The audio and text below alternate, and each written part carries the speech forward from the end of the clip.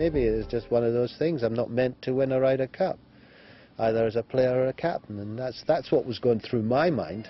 Bernard Gallagher got a third chance of victory in 1995 at Oak Hill against a team captained by an old friend.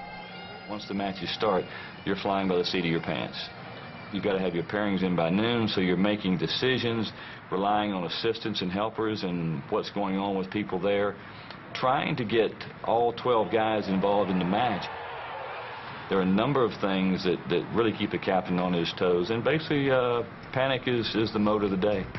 At Oak Hill, the Europeans were the underdogs, but they had their moments early on.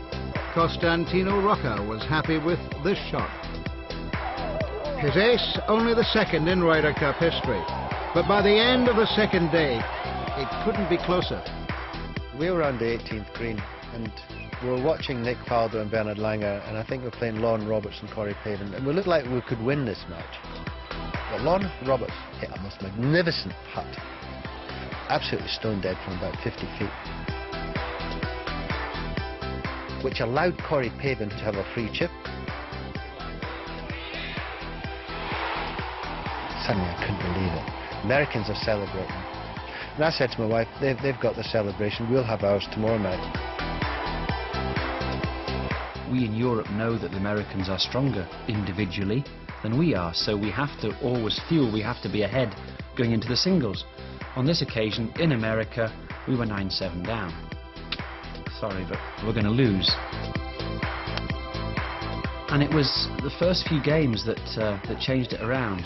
I remember Mark James and Howard Clark had played together once and lost and hadn't played again. And they both won their matches.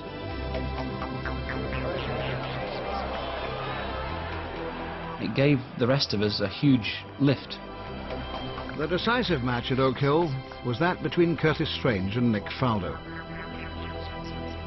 You know, we battled away and then came right down to those last two holes and how I could turn it around to come from one down to winning one up.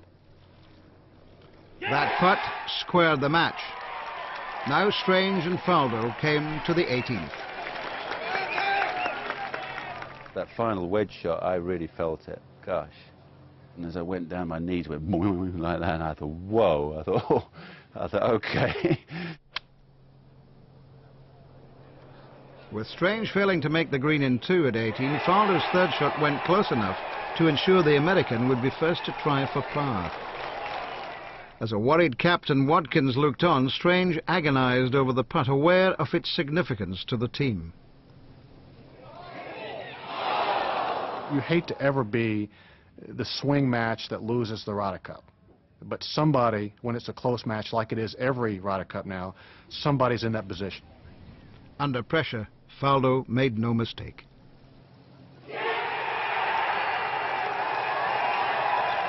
We both played hard, came down to the last hole, and then unfortunately, I lost.